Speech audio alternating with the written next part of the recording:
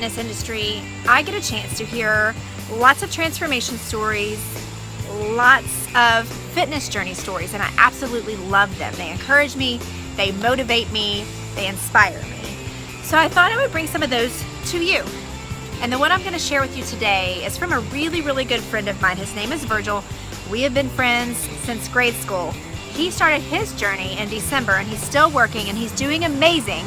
So I thought I would share his story with you. Hi, my name is Virgil Clem, and I wanted to share with you guys a little bit about my fitness journey over the last 8 months. I was contacted by my good friend Angie Runyon of Ange Fit Co, and she asked me to put this video together after a post that I put on Facebook about a week or so ago, kind of sharing my story around my fitness journey so far, which is still ongoing. Let me start by telling you where I started from. So going back to December 25th of 2016, Christmas Day, I was here at my house with my family. We were taking family photos, you know, doing the normal family Christmas thing. And I started looking at those pictures and just looking at how tight all my shirts fit and how fat my face looked and how just terrible I felt about the way I looked. It wasn't just the way I looked, it was also how I felt. I was just no energy, sluggish, didn't want to do anything, sat on the couch all the time. I was that guy. That's not where I used to be. When I graduated high school 20-something years ago, I was 185 pounds. I was an athlete. You know, I was a sprinter. I was a jumper. I played basketball. I played football. I ran track and field. And I think about where I got to today and the fact that I got to 316 pounds on Christmas Day, the heaviest I ever weighed in my entire life.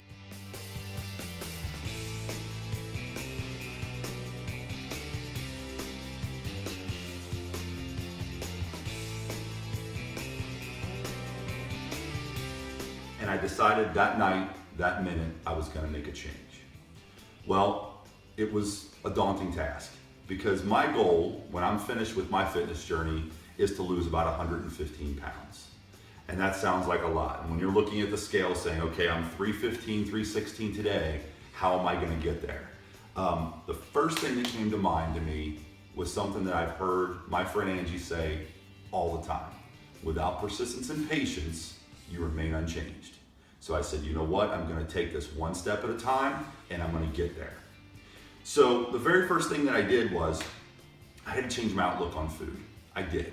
I loved food. I loved everything unhealthy you can think of. In fact, I'm guessing that at my peak, I was probably taking in 5,000, 6,000 calories a day with what I was eating. You know, the stuff that we all love: pizza, fried chicken wings, chicken tenders, French fries, all those cheeseburgers. That's what all got me to the place I was at. So I had to start thinking about food differently. I had to start thinking about food as fuel and thinking about how I was going to get enough calories to keep my energy going during the day so that I could stay healthy and get there without starving myself. That was the biggest thing. I was an eater, right? The other thing that was kind of a challenge is I don't eat vegetables. I hate them. I've tried every kind of vegetable under the sun, and there's only 2 vegetables that I like, and that's carrots and cucumbers. I only like them raw. That's the only 2 vegetables I'll eat. I don't eat salads, I don't eat lettuce. You know, I'll eat potatoes and corn, but those are really starches and not vegetables. So I had a big challenge in front of me. So I said, well, how am I gonna start this? Well, I'm gonna figure out how many calories am I taking in per day and what do I need to get to? So the first step I took is I downloaded the MyFitnessPal app on my phone. First day, I sat down with the MyFitnessPal app and I plugged in all my information, and it told me that I needed to consume about 2,700 calories a day to lose 1 to 2 pounds per week. I thought that sounded a little high. So what I did was said, okay, that's my limit, 2,700 calories per day, but I'm gonna try to stay around 2,200 and see what my results look like.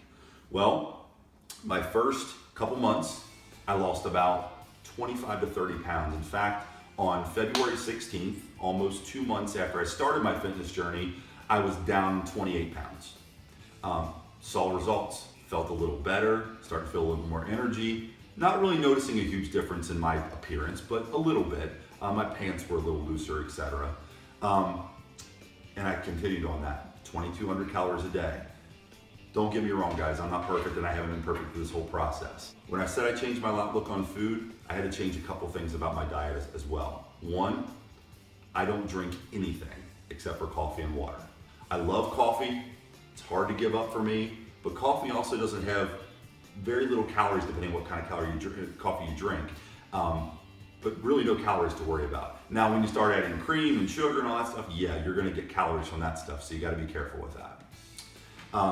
I drink water. I was never a big soft drink drinker, a big pop drinker, but I did love sweet tea. I haven't had sweet tea since Christmas Day. Not one glass of sweet tea. So that was a tough thing for me. But now it's pretty easy. I have my coffee in the morning. I have my water all day long. I drink about a gallon of water a day throughout the day. I bought me one of those big, stainless steel cups. Holds 32 ounces of water, and I drink about 4 or 5 of those a day. And it's not as daunting of a task. Second thing I did is I cut out all fried food. That's right, I have not had a chicken tender. I have not had a fried chicken wing. I have not had French fries. I gave all that stuff up. Fried food just had too many calories to fit into the plan that I had, even if I was trying to maintain, that 2,700 calorie per day goal. So no fried food. And then not such a big deal for me, maybe it is for some people, no real refined sugars. I cut out cakes and pies and cookies and all the sweet stuff. If I want something sweet, it's fruit. I love fruit. There's very few fruits in the world that I won't eat. I love fruit. If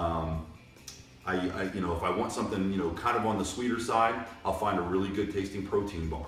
There's some really great ones out there. They're not super expensive. Or a really healthy, high fiber bar with, some peanut butter or chocolate in it, something like that gives me a little bit of that sweetness that, kind of gets you through those cravings. Everybody says, well, I'm on the go all the time. I don't have time to meal prep and cook my meals all the time. I don't either, guys. I have 3 kids. We're on the go constantly. My wife and I are going in different directions for different sports events and things like that. We're on the go all the time as well. We found ourselves in McDonald's drive-thru and Burger King's drive-thru and Taco Bell and all that stuff all the time. But I figured something out. I used to go to these places and get the most unhealthy thing on the menu. Go to McDonald's, get me a double cheeseburger and a large fry and a large sweet tea. I mean, guys, that right there is 1,800 to 2,000 calories. That's my whole day right there in that one meal, right? Got to change that. So now if I go to McDonald's, what do I get? I don't eat salads. Told you I don't like vegetables. You might. That might work for you. I get an artisan grilled chicken sandwich. Comes on a whole wheat bun. Tastes delicious. I love the artisan grilled chicken sandwich. No fries. Water.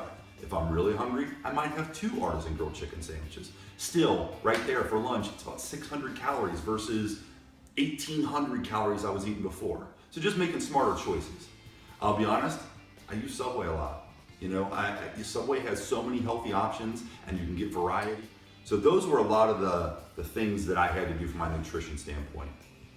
I knew when I started, I could not just do nutrition, but I also knew that if I didn't get that right, exercise was not going to do me any good. I would start thinking, well, I can just go work out extra hard and then go eat 8 pieces of pizza. And that was never going to work. So I got my nutrition right. I spent several months doing that.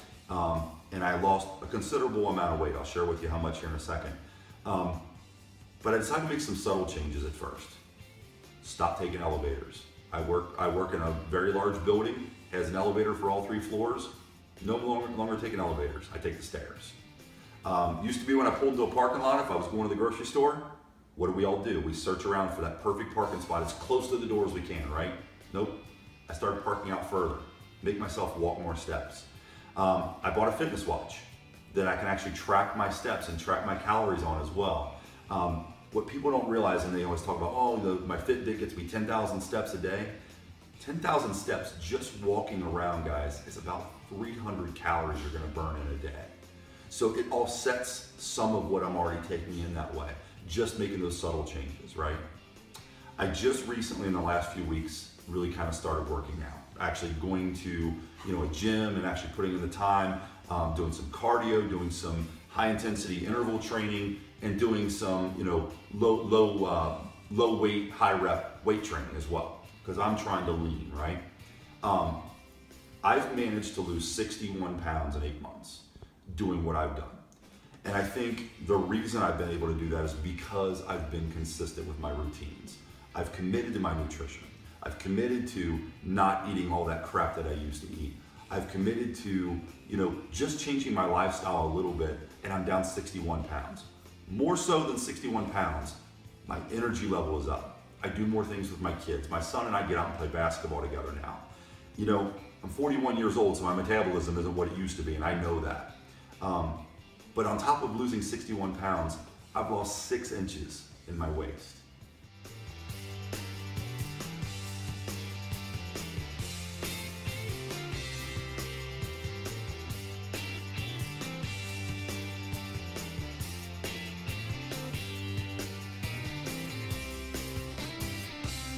When I started this, I was wearing a size 44 pants.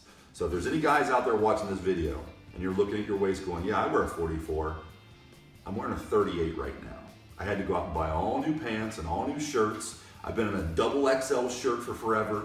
Now I'm wearing extra large. And you can see it ain't tight on me anymore, okay?